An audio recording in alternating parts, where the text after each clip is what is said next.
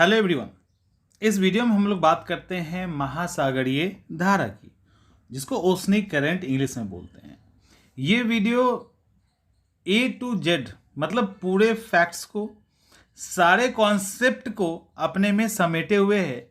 इसके बाद महासागरीय धारा से रिलेटेड आपको कुछ भी नहीं पढ़ना होगा। और इस वीडियो में हम कोशिश ये भी करेंगे कि आपको ये वीडियो देखते देखते चीज़ें आसानी से याद हो जाए, और कुछ तरीके भी बताएंगे जिससे बहुत आसानी से आप सिर्फ इमेज को देखकर भी फैक्ट्स याद कर लेंगे। सबसे पहले हम लोग बात करते हैं महासागरीय धारा किसको कहते हैं। इसको मतलब समुद्र की वैसी करंट जो एक पर्टिकुलर डायरेक्शन में बहती है, तो इसको हम लोग महासागरीय धारा कहते हैं। पर्टिकुलर डायरेक्शन का मतलब एक निश्चित दिशा में और क्षैतिज रूप से, क्षैतिज यानी वर्टिकल नहीं, हॉरिजेंटल रूप से जो धारा बहती है उसको हम लोग धारा कहते हैं। इस धारा के भी कई सारे नाम हैं, इसमें भी अलग अलग तरीके के कारण उसको हम लोग अलग अलग नाम देते हैं। अब वो नाम क्या है? सबसे पहले यहां पर ध्यान रखिएगा, कुछ को हम लोग ड्रिफ्ट कहते हैं, ठीक है। कुछ को हम लोग ड्रिफ्ट कहते हैं। जैसे यहां पर अगर आप देखो तो आपको ड्रिफ्ट दिखेगा, इसको देखिए तो आपको यहां नॉर्थ अटलांटिक ड्रिफ्ट दिख रहा है ना। ड्रिफ्ट किसको कहते हैं? इसको हिंदी में प्रवाह कहा जाता है। तो प्रवाह किसको कहा जाता है? प्रवाह वो होता है जो हवा जिस डायरेक्शन में धारा को ले जा रही है ना, वो धारा उसी डायरेक्शन में अगर बहती है तो उसको हम लोग ड्रिफ्ट कहते हैं। दूसरा टर्म यहां पे यूज होगा, वो होगा करंट। कि धारा किसको कहते हैं? इसको धारा कहा जाता है हिंदी में। धारा किसको कहते हैं? तो समुद्र का एक सर्टेन माने एक निश्चित जलराशि पर्टिकुलर दिशा में अगर जाती है तो उसको हम लोग करंट कहते हैं। सामान्यतः उसी सेंस में यूज किया जाता है। और स्ट्रीम किसको कहते हैं? स्ट्रीम, अगर पानी बड़ी मात्रा में एक सर्टेन दिशा में जा रहा है ना, तो विशाल धारा, जो धारा है ना, करंट है, बड़ी मात्रा में अगर वो करंट है तो उसको हम लोग स्ट्रीम कहते हैं। तो ड्रिफ्ट, स्ट्रीम और करंट, यही तीन होता है। अब सवाल है कि आपके इस इमेज के अंदर ये रेड वार्म कलर की निशानी है, ये कोल्ड ठंडे धारा की निशानी है, और ये एक्सेप्शन है। अब सवाल है कि एक्सेप्शन किस लिए? एक्सेप्शन इसीलिए डाला गया है ताकि आपको याद करने में आसानी हो। वो कैसे अभी हम लोग देखेंगे, लेकिन उसके पहले कुछ है कि आखिर इस धारा की उत्पत्ति कैसे होती है। ये धारा कोई इधर चल रहा है, कोई इधर चल रहा है, कोई इधर जा रहा है, कोई यहाँ है। आखिर ये गर्म ठंडा, ये धारा की उत्पत्ति कैसे होती है? तो सबसे पहले याद रखिएगा, एक फोर्स जनरेट होता है पृथ्वी के रोटेशन के कारण। पृथ्वी के घूमने के कारण एक फोर्स जनरेट होता है, उसको हम लोग कहते हैं आसान भाषा में कोरियालिस फोर्स कहते हैं।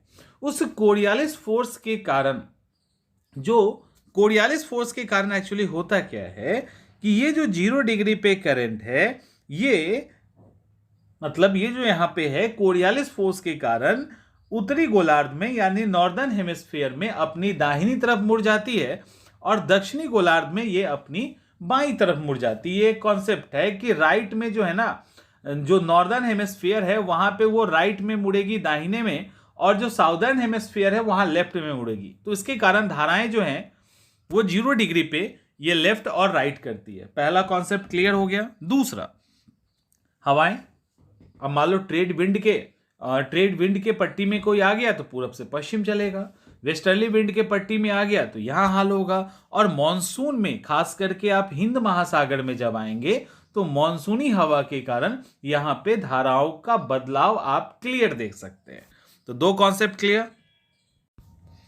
इसके बाद तीसरा क्या है कि तीसरा जो है एयर प्रेशर।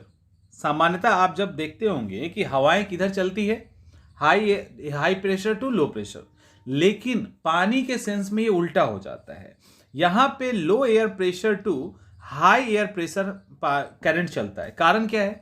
जहां लो प्रेशर होगा पानी पे, वो पानी थोड़ा ऊपर उठा रहेगा, और जहां हाई प्रेशर होगा वो पानी थोड़ा सा नीचे रहेगा। आप अगर एक बकेट बना दें, सिंपल सी बात है कि यहाँ पे एक बकेट डिजाइन कर लें और यहाँ पे आप प्रेशर डालें, तो ज्यादा प्रेशर डालोगे तो पानी नीचे की तरफ आएगा। कम डालेंगे तो पानी थोड़ा ऊपर रहेगा, तो ऊपर से नीचे पानी जाता है, तो यहाँ एयर प्रेशर जहां कम होगा वहां से अधिक एयर प्रेशर की तरफ पानी जाएगी। हवा एक कारण हो गया। उसी तरह से डेंसिटी, जहां डेंसिटी बहुत अधिक होती है ना, घनत्व, वहां पानी थोड़ा नीचे बैठ जाता है, तो low density to high density पानी जाती है। एवोपरेशन यानी वर्षा कहाँ अधिक हो रहा है, बाष्पीकरण कहाँ अधिक हो रहा है, या रेनफॉल कहाँ अधिक हो रहा है। अगर बारिश बहुत अधिक हो रही है तो ताजा पानी मिलेगा, तो उसके कारण पानी हल्की होगी और वहां वो जो है भारी पानी की तरफ जाएगी या कम पानी की तरफ जाएगा। टेम्परेचर का अंतर भी, अगर गर्मी बहुत अधिक है तो पानी फैलेगा तो थोड़ा सा ऊपर उठेगा, और जहां टेम्परेचर कम है वहां या इसके यहां पे पानी कम रहेगा, तो यहां से पानी इस तरफ जाएगी। तो कई सारे कारण होते हैं जिसके कारण जो धाराएं हैं बनती है। एक और इंपॉर्टेंट रीजन है, वो है कोस्ट यानी तट की दिशा। देखो यहां पे भी हम लोग देखेंगे, यहां पे जब ये करंट आती है ना, ये साउथ इक्वेटोरियल करंट जब यहां आता है तो इस पर्टिकुलर पॉइंट पे टकराता है, एक धारा इधर चली जाती है, एक इधर चली जाती है। तो कोस्टल इलाके का भी अपना, यहां पर भी फ्लोरिडा से टकराता है, एक इधर चला गया एक इधर, तो ऐसे करके अलग अलग, यहां भी स्पेन से टकरा के एक इधर और एक इधर, तो ऐसे करके कोस्टल इलाके का भी जो लैंड है उसका भी एक अपना इंपॉर्टेंस होता है। तो ये सब हो गए आपको धारा की उत्पत्ति कैसे होती। क्लियर हो गया ये पॉइंट। अब देखो, अब यहां पे बात करेंगे एक्सेप्शन क्यों डाला गया कोल्ड और वार्म। एक बड़ा ही सिंपल सा कॉन्सेप्ट है, एकदम साधारण सा कॉन्सेप्ट है। वो कॉन्सेप्ट ये है कि जो भी धारा अधिकांशतः, एक्सेप्शन को छोड़ दीजिए, मैक्सिमम करंट अगर किसी कॉन्टिनेंट के ईस्ट में है, पूरब में है, तो वो गर्म होगा। ब्राजील की धारा देखो, अंगुलहास की धारा देखिए, मोजाम्बिक की धारा देखिए, पूर्वी ऑस्ट्रेलिया धारा देखिए, क्यूरोशियो की धारा देखिए, नॉर्वे जी सॉरी ये एक्सेप्शन है, इसको हटाइए भी, ठीक है। इसके बाद गल्फ स्ट्रीम को देखो, तो ये सब क्या दिख रहा है आपको, सब गर्म दिख रहा है ना, कोई ठंडा नहीं दिख रहा ना। एक्सेप्शन पे भी बाद में बात करेंगे। तो नॉर्मली एक क्या है, सिंपल सा इमेज क्या दिमाग में बनेगा, अगर वो किसी भी कॉन्टिनेंट के ईस्ट में है, अगर ईस्ट में है तो गर्म होगा, 99% केस में यही होगा। अब दूसरी तरफ यदि वो कॉन्टिनेंट के वेस्ट में है तो अक्सर वो ठंडी होगी। यहां देखो पेरू की धारा, कैलिफोर्निया की धारा, कनाडी की धारा, कुछ एक्सेप्शन छोड़ेंगे, आप लेब्राडोर यहां पे देख सकते हैं, वेस्टर्न ऑस्ट्रेलिया की धारा, तो ये सब क्या है। इसके बाद बेंगुला की धारा, ये सब क्या है, ये सब कहां पे है, ये सब है वेस्ट की तरफ, पश्चिम की तरफ, तो ठंडी है ना। तो एक तो बड़ा सिंपल सा आपका है कि अगर ईस्ट में है तो गर्म अधिकांशता होगा और वेस्ट में है तो ठंडा। तो इमेज देख के अगर इमेज ही अगर दिमाग में छप गया तो आधा टेंशन तो वहीं खत्म हो गया। एक्सेप्शन की बात करते हैं, लेकिन उसके पहले एक और रूल पर जाएंगे। वो रूल ये है कि अधिकांशतः धारा ऐसी करंट जो 0 डिग्री से बनती है, तो चूंकि यहां गर्मी होती है तो वो धारा गर्म होगी, ठीक है, वो धारा गर्म होगी अगर 0 डिग्री से बन रही है तो। और अगर वो कोई करंट पोल से आ रहा है तो अधिकांशतः वो ठंडा ही होगा, क्योंकि वो पोल से आ रहा है तो वहां, जैसे यहाँ 90 डिग्री से आ रहा है तो वहां तो बर्फ ही बर्फ रहता है, तो वो ठंडा होगा। तो एक एक्सेप्शन यहां, ठीक है, पूरब में है, ठंडी है, कौन सी करंट है, ओयोशियो की धारा, रूस के कमचटका पेनिसुला की तरफ से आता है, लेकिन क्या है, ठंडा है। एक्सेप्शन हो गया। एक्सेप्शन नहीं भी है क्योंकि वो ऊपर से नीचे आ रहा है, बट इसके पहले जो हमने रूल बात की थी पूर्व और पश्चिम का, किसी भी कॉन्टिनेंट के ईस्ट एंड वेस्ट का, वहां के लिए एक्सेप्शन हो गया। नॉर्मल रूल में कि अगर ये पोल से आ रहा है तो ठंडा होगा, ठीक है। दूसरा जो ग्रीनलैंड की धारा है, इस पे तो वो रूल इस पे भी लागू हो जाएगा, ईस्ट में है, तो ये भी एक्सेप्शन हो गया।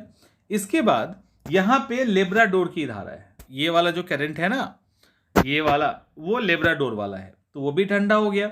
एक यहां एक्सेप्शन क्या है, देखिए अलास्का, ये भी एक एक्सेप्शन हो गया। तो इस तरह से 2-3 एक्सेप्शन है, अदरवाइज जो पहले वाला फॉर्मूला है वो आपका सब जगह लागू हो जाता है। तो आसान हो गया ये। अब हम लोग एक एक करके धाराओं को देखेंगे। तो सबसे पहला जो हमारा काम है वो है अटलांटिक महासागर की धारा को देखना। अच्छे से समझिए इसको। अटलांटिक महासागर की जो धारा है, मैं पहले उसको बता देता हूं, सारे धारा यहाँ पे नहीं दिया गया है, सारे करंट यहाँ पे नहीं है। देखिए यहाँ पे साउथ इक्वेटोरियल करंट है एक, ठीक है, और यहाँ पे ईस्ट इक्वेटोरियल करंट है, यानी दो करंट यहाँ से बाहर चल रही है। ये करंट इस जगह पे टकराई, आगे जब ये बढ़ी ना, तो जब ये आगे बढ़ता है तो ये बढ़ जाता है फिर से दो भागों में, ठीक है। आगे बढ़ने के बाद ये दो भागों में बढ़ता है। ये जो इसके अंदर एक धारा जाती है उसको कहते हैं एंटिलीज की धारा। यहां जो धारा जाती है उसको हम लोग कहते हैं एंटिलीज की धारा, यहां पे नहीं दिया हुआ है, ये है एंटिलीज की धारा। ये जो आप गोल देख रहे हो ना, ये फ्लोरिडा है। ये जो आप राउंड देख रहे हैं दैट ये वाला है फ्लोरिडा।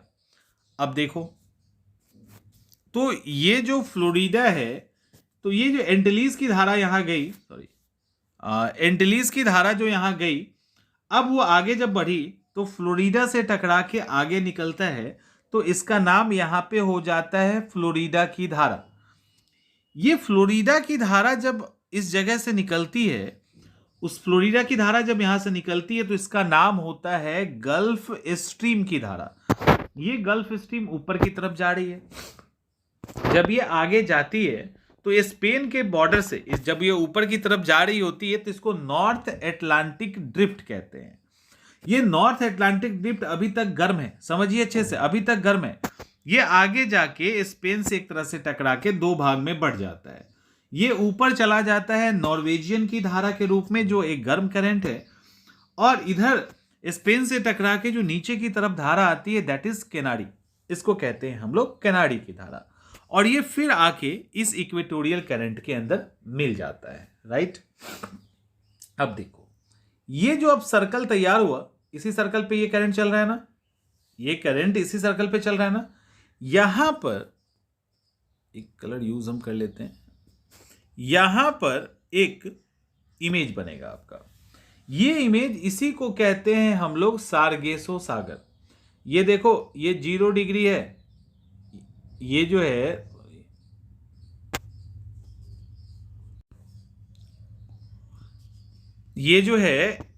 अच्छा सब डिलीट हो गया, कोई नहीं। ये जो है ये है 0 डिग्री, और यहां पे एक इमेज बन रहा है, वो एक सर्कल बनता है दैट इज सारगेसो सागर। तो ये जो पूरा आपका ये जो सर्कल बनता है ना, उसके बीच में क्या होता है कि ये एक ऐसा क्षेत्र है जो एकदम शांत रह जाता है। शांत रहने के कारण यहाँ पे मछली काफी ज्यादा है, सारगेशम नाम की वनस्पति काफी मिलती है, तो इसको सारगेसो सागर। इसलिए आप जब पढ़ते होंगे सारगेसो सागर कहाँ है, तो वो उत्तरी अटलांटिक में, क्योंकि ये 0 डिग्री है, इसके ऊपर उत्तरी अटलांटिक है, तो यहां आपको सारगेसो सागर देखने को मिलेगा। यहां तक क्लियर हो गया। एक और कॉन्सेप्ट, पहले एक और देखते हैं, उसके बाद जब दक्षिण की तरफ आएंगे तो यहां ज्यादा दिक्कत नहीं है। ये यहां से टकरा के नीचे की तरफ आता है, इसको ब्राजील की धारा कहते हैं। जब आप नीचे आएंगे तो यहाँ पे एक फॉकलैंड जगह है, तो यहाँ पे एक धारा निकल के आता है दैट इज फॉकलैंड की धारा। ये दोनों धारा यहां मिलके आगे की तरफ चलती है, इसको हम लोग कहते हैं दक्षिणी अटलांटिक धारा। ये आगे की तरफ इससे टकराता है तो इसका नाम हो जाता है बेंगुला की धारा, और ये आगे जाके फिर मिल जाता है, और इसे ऊपर वाले की तरह यहां एक सर्कल तैयार होता है। एक और फैक्ट है, उसको भी ऊपर वाले को देख लेते हैं। ये है लेब्राडोर की धारा, ठीक है। लेब्राडोर की धारा जो है ये कनाडा और ग्रीनलैंड के बीच में है। दूसरा एक और धारा है, उसको कहते हैं ईस्ट ग्रीनलैंड, यानी पूर्वी ग्रीनलैंड की धारा। एक और धारा यहां पे है, ये जो आप देख रहे हो ना, ये आइसलैंड है। ये जो जगह है ये आइसलैंड है। इस आइसलैंड के पास एक धारा बहती है, उसको इरमिंगर की धारा कहते हैं। तो ये सारी धाराएं हो गई। यहां एक और बात मन में आएगा कि ये धारा जब गर्म कोल्ड करंट, जब ये वार्म करंट जा रहा है तो ये ठंडा कैसे हो जा रहा है, या कोई ठंडा करंट जा रहा है तो ये गर्म कैसे हो जा रहा है, ये भी मन में एक सवाल आएगा ना। इस सवाल का भी जवाब है। इस सवाल का जवाब ये है कि जब 0 डिग्री से कोई धारा चलती है तो गर्म होती है, ऊपर जैसे जैसे जाती है वैसे वैसे अपने टेम्परेचर कम होता जाता है, टेम्परेचर रिलीज करती जाती है। एक कारण ये। दूसरा, जैसे जैसे यहां से दूर होके ये सरफेस से टक के किनारे से जाती है ना, तो उसके कारण भी इसका टेम्परेचर कम होना शुरू हो जाता है। और यहां पर ये जाने के बाद इससे टकराया, फिर ये, तो इसके कारण क्या होता है, एक लंबी दूरी जो किसी भी कॉन्टिनेंट के साथ ये तट के सहारे बहती है, तो इसका टेम्परेचर कम होने लगता है। एक तो हाई लैटिट्यूड, दूसरा कोस्टल इलाके, और इसके कारण ये नीचे आते आते, लेकिन फिर ये यहां से क्या होता है, 0 डिग्री की तरफ, यानी वो लो लैटिट्यूड की तरफ आ रहा है, तो गर्मी बढ़ती जा रही है, तो यहां आते आते ये फिर गर्म हो जाती है। जैसे इसको एक और, जैसे ये तो ठंडी धारा है ना, अब यहां से ये जैसे जैसे ऊपर जा रही है, ये गर्म होकर फिर गर्म धारा बन गई। यहां पे ये ठंडी धारा है, नीचे जैसे जैसे आ रही है फिर गर्म हो गई और गर्म धारा का पार्ट बन गई। तो इस तरह से ये सेक्शन काम करता है। अभी यहीं पे रुकेंगे थोड़ा सा और, अब थोड़ा सा आपको डिटेल में हम बताते हैं। देखिए होता क्या है कि ये जो अटलांटिक ड्रिफ्ट है, ये होता क्या है, इसको मतलब यहाँ ये जो उत्तरी अटलांटिक ड्रिफ्ट है, ये आगे जाता है, यहाँ इस तरह से गया, और ये बाद में 2 धाराओं में बढ़ जाता है। एक एंटलीज की धारा हमने देख लिया, एंटलीज की धारा, और एक आगे गल्फ स्ट्रीम के रूप में निकल जाता है।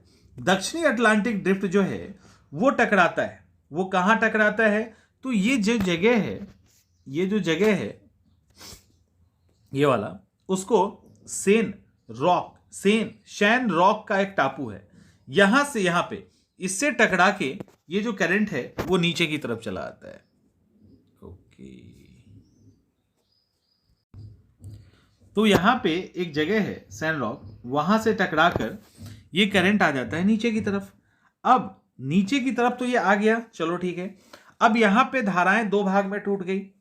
एक धारा जो है वो उत्तरी अटलांटिक ड्रिफ्ट के रूप में ऊपर निकल गया, और एक दक्षिण की तरफ ब्राजील की धारा के रूप में निकल गया। तो इस तरह से 2 धारा बना। अब यहां पे और क्या होगा,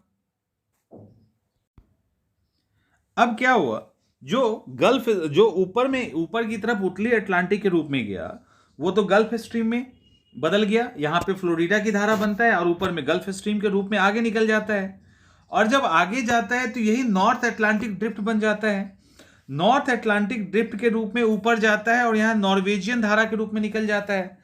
अब ये जो नॉर्वेजियन धारा है, ये गर्म होने के कारण, इस इलाके में तो हमेशा बर्फ जमा रहता है, लेकिन गर्म होने के कारण इनका कोस्टल पार्ट सालों भर खुला होता है और ये ट्रेड कर पाते हैं। अगर ये धारा नहीं होती तो ये पूरा जो कोस्टल इलाका था ना, इनका जमा हुआ होता, एकदम जमा होता, फिर यहां पे दिक्कत हो जाती। तो ये सारा है। इसके बाद एक और है, अब ये लेब्राडोर की धारा जो है ना, वो बेफिन की खाड़ी से शुरू होता है, और ये बेफिन द्वीप है, और ये ग्रीनलैंड इसके बीच में बहता हुआ ये आता है। और कहां मिलता है, ये भी एक फैक्ट है।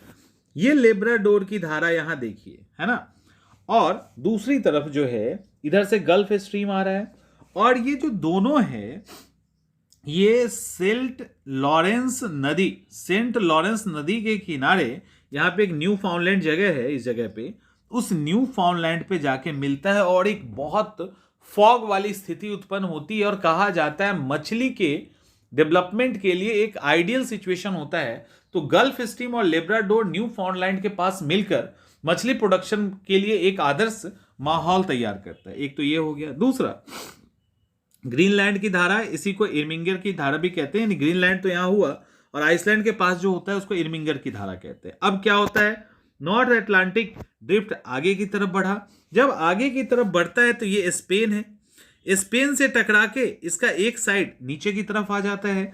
जो नीचे की तरफ आता है अफ्रीका की तरफ, वो वहां के किनारी द्वीप से होते हुए बहता है, इसीलिए इसको किनारी की धारा कहते हैं। आगे जाके फिर ये उत्तरी अटलांटिक प्रवाह का हिस्सा हो जाता है। यहां पे फॉकलैंड हमने आपको दिखाया था। जो फॉकलैंड है वो ठंडी जलधारा है, फॉकलैंड द्वीप के पास ये बनता है, और अर्जेंटीना के साथ साथ बहते हुए ये ला प्लाटा नदी के किनारे ब्राजील की गर्म धारा से मिल जाता है यहां पे, और यहां से आगे साथ में बढ़ जाता है। इसके बाद साउथ अटलांटिक ड्रिफ्ट, तो ये कुछ है नहीं यहाँ पे, मतलब नीचे की तरफ से हवा के कारण ये बहता रहता है। और फाइनली ये बेंगुला की धारा है। ये जो है उत्तर में ये होता क्या है, ये बेंगुला की धारा तो बह रही है, लेकिन जब ये गिनी है, यहाँ पे गिनी है ना, तो गिनी कोस्ट के पास पहुंचता है, तो ये फिर से, चूंकि ऊपर जगह है नहीं, तो पश्चिम की तरफ मुड़ गया, और मुड़ के फिर से ये साउथ इक्वेटोरियल करंट का हिस्सा बनता है। तो ये सेक्शन यहां आपका पूरा हुआ, ये सेक्शन यहां पूरा हुआ। आई थिंक अब इससे ज्यादा फैक्ट्स नहीं मिलेगा और इसकी जरूरत भी आपको नहीं है। आप यूपीएससी का एग्जाम दे रहे हो या पीसीएस का दे रहे हो, इट्स इनफ, ये बिल्कुल इनफ है। ये तो हो गया। अब हम आते हैं प्रशांत महासागर में। ठीक है, प्रशांत महासागर को आपको दो तरीके से देखना पड़ेगा, यहां और एक तो यहां पे और एक यहां पे, दोनों को मिला के आपको देखना पड़ेगा। थोड़ा सा इसको छोटा करते हैं प्रशांत महासागर के लिए। अब देखिए प्रशांत महासागर में क्या है कि यहां पे सबसे पहले जो धाराएं हैं उस धारा को हम आपको दिखा देते हैं। यहां पे देखो, ये ओयोशियो की धारा है, ये क्यूरोशियो की धारा है। ठीक है, नॉर्थ इक्वेटोरियल करंट हो गया, ये नॉर्थ पैसिफिक हो गया, ईस्ट ऑस्ट्रेलिया करंट हो गया। इसके अलावा यहाँ पे अलास्का की धारा हो गई, यहाँ कैलिफोर्निया की धारा हो गई, यहाँ पेरू की धारा हो गई। तो ये जो है वो मेन धारा है, यहाँ पे कुछ ज़्यादा परेशान होने की जरूरत नहीं है, यहाँ बहुत कुछ आपको नहीं मिलेगा। इसके अलावा यहाँ पे क्यूराइल की धारा भी आपको मिल जाएगी। तो अभी हम लोग एक एक करके देख लेते हैं। अब देखो, अब इसको अगर आप देखिए, इसको देखेंगे तो आपको उत्तरी भूमध्य रेखीय धारा, ये नॉर्थ इक्वेटोरियल करंट आपको दिखेगा, फिर एक तरफ ये दक्षिण वाला भी दिखेगा। तो ये साउथ भी दिख रहा है और ये साउथ भी दिख रहा है और ये नॉर्थ भी दिख रहा है, दो हो गया। अब यहां पे क्यूरोशियो की धारा, क्यूरोशियो क्या है, ये देखो क्यूरोशियो होता क्या है, नॉर्थ अटलांटिक ड्रिफ्ट जब उधर से इधर आती है तो यहां पे ये क्यूरोशियो की धारा बनाती है। क्यूरोशियो की धारा जो है ताइवान के उत्तर की तरफ पछुआ पवन के डायरेक्शन में बहती है और बाद में यही क्यूरोशियो की जो धारा है जापान के क्योसू, जापान का जो क्योसू द्वीप है ना, उससे टकरा के दो भाग में बढ़ जाती है। तो इसका एक ब्रांच जापान सागर में सुसीमा की धारा से जाना जाता है, सुसीमा की धारा से जाना जाता है, और ये सुसीमा अंदर की तरफ चला जाता है, और जो बाहर का ब्रांच है वो क्यूरोशियो के रूप में जाना जाता है। ठीक है, और ये क्यूरोशियो जो है बेरिंग सागर की तरफ मूव कर जाता है। हो गया क्लियर।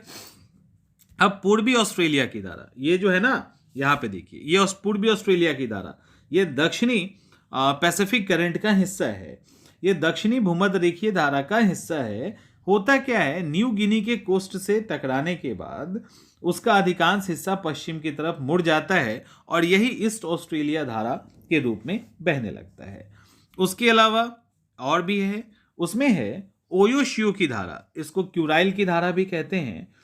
यहाँ पे उत्तरी आर्कटिक जो महासागर है ना ऊपर वाला, उस आर्कटिक महासागर से जो जल है वो बेरिंग जल संधि, यहाँ पे है बेरिंग है ना यहाँ पे, उससे बहता हुआ आता है, तो उसको हम लोग ओयोशियो का करंट कहते हैं। वो एक ठंडी धारा है। जबकि कैलिफोर्निया, ये देखो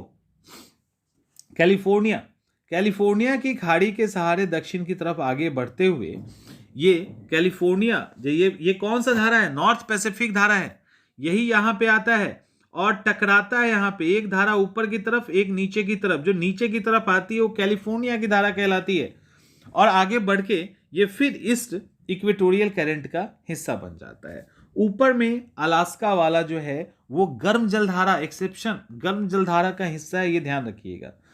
फिर होता क्या है कि एक और है यहाँ पे साउथ, ये जो ईस्ट ऑस्ट्रेलिया की धारा है ये फिर यहाँ आती है और आते आते एक लंबी दूरी तय करते करते इसका एनर्जी, इसका जो गर्मी है वो समाप्त हो जाता है, और ये दक्षिण अमेरिका के पेरू के सहारे बहती है। इसको पेरू या हम्बोल्ट की धारा कहते हैं।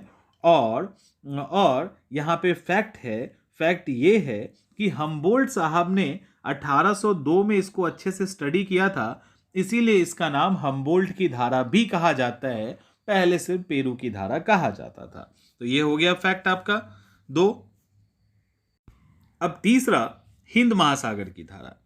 अब हिंद महासागर में देखिए क्या है, हिंद महासागर की धारा के बारे में कहा जाता है कि हिंद महासागर में जो हवाएं हैं वो टेम्परेचर के अकॉर्डिंग अपने डायरेक्शन को बदल देती है। तो हिंद महासागर की धारा आपको बदला हुआ दिखेगा। गर्मी के मौसम में दक्षिण पश्चिम मॉनसून का इम्पैक्ट दिखता है, तो जो धाराएं हैं वो क्लॉकवाइज घूमती है। और बाद में क्या होता है कि जब उत्तर पूर्वी मानसून होता है तो फिर उसका डायरेक्शन बदल जाता है। तो इस तरह से इसके डायरेक्शन बदलते रहते हैं। लेकिन हमारे पास जो धाराएं हैं वो सबसे पहले हम देख लेते हैं। यहाँ पे अंगुलहास की धारा, ये मोजाम्बिक की धारा, east equatorial current, equatorial counter current, south equatorial current और वेस्ट ऑस्ट्रेलिया की धारा। तो ज्यादातर यहीं से सवाल आपके पास आएंगे। पश्चिमी ऑस्ट्रेलिया की धारा की बात करें तो अंटार्कटिक ड्रिफ्ट का जो धारा आ रहा है ना, वही पश्चिमी ऑस्ट्रेलिया के सहारे ऊपर की तरफ जाता है और साउथ इक्वेटोरियल का हिस्सा बन जाता है। तो ये हो गया पश्चिमी ऑस्ट्रेलिया की धारा। अंगुलहास की अगर हम बात करें तो इसको आप देखिए कि अफ्रीका का ये कोस्टल इलाका है ना, और ये मेडागास्कर है, इसके बीच में जो धारा बहती है वो अंगुलहास है, और मेडागास्कर के ईस्ट में पूरब में जो धारा बहती है दैट इज मोजाम्बिक की धारा। तो दोनों जो करंट हैं वो अलग अलग करंट हो जाता है। ठीक है, तो ये हो गया हिंद महासागर। तो इस तरह से आपके जो धारा है उसके सारे फैक्ट्स और कॉन्सेप्ट्स क्लियर हो गए। अब थोड़ा सा आपको कुछ इंपॉर्टेंस अगर हम बता दें तो याद रखिएगा कि इस करंट का इंडियन वर्ल्ड के क्लाइमेट में बहुत बड़ा योगदान है। इसके कारण कई सारी तरह के स्ट्रक्चर का भी निर्माण होता है। लाइक आप देखेंगे कि इस ठंडी करंट के कारण रेगिस्तान का निर्माण होता है कई सारी जगह पे। लाइक अटाकामा, ये जो है अटाकामा मरुस्थल है, पेरू के कारण ऐसा हुआ है। तो कई सारे जगह पे मौसम को ये ड्राई कर देता है, किसी को ठंडा कर देता है। तो इस तरह से जो पृथ्वी का टेम्परेचर उसको एक जगह से दूसरी जगह तक करने में इसका बड़ा योगदान है। साथ में ये जो हवाएं हैं ये ह्यूमिडिटी लेके आती है, ह्यूमिड हवा एयर लेके आती है, उसके कारण भी बारिश का कारण ये बनता है। और मरुस्थल का निर्माण की बात हमने कर ही दी। इसके अलावा ये वाटर सोर्स का, फ्रेश वाटर सोर्स का एक बड़ा स्रोत है, क्योंकि आइसबर्ग को भी ये कैरी करता रहता है। खासकर लेब्राडोर की धारा के द्वारा ही जो आइसबर्ग आया था उससे टाइटैनिक जहाज डूबा था। ये अपने साथ प्लैंकटन भी लेके मूव करते हैं। ये जो प्लैंकटन होता है मछली के खाने का काफी बढ़िया आहार होता है। तो लेब्राडोर की धारा तो इसके कारण होता है। उसके बाद लेब्राडोर और गल्फ स्ट्रीम जो न्यू फाउंडलैंड में मिलता है। अब यहां जब ये मिलता है तो यहाँ ग्रैंड बैंक है, जॉर्जेस बैंक है। तो ये सारा चीज क्या है, मछली के प्रोडक्शन के लिए काफी अच्छा होता है। तो ऐसे करके ये सारी धाराएं और जो वाटरवेज है उसका निर्माण तो ये धारा करती ही करती है। तो इन सब के कारण अब ये नॉर्वेजियन की धारा सालों भर इसको खोले रखता है जो पोर्ट है, अदरवाइज वहां पे बर्फ जमा होता। तो धारा का हमारे लाइफ में काफी ज्यादा इंपॉर्टेंस है। तो इससे ज्यादा कुछ नहीं, आपको याद करने का आसान तरीका सबसे है, कोई कोड नहीं, कुछ नहीं। इस इमेज को 8 से 10 बार देख लीजिए, सारे कलर दिमाग के अंदर आ जाएंगे, कौन धारा कहां है पता चल जाएगा। कुछ याद करने की जरूरत नहीं, आप आराम से हिट कर दोगे, कोई दिमाग लगाने की जरूरत ही नहीं है। फिर उसके बाद होपफुली कि समझ में आ गया होगा। हम लोग मिलते हैं अगले वीडियो में।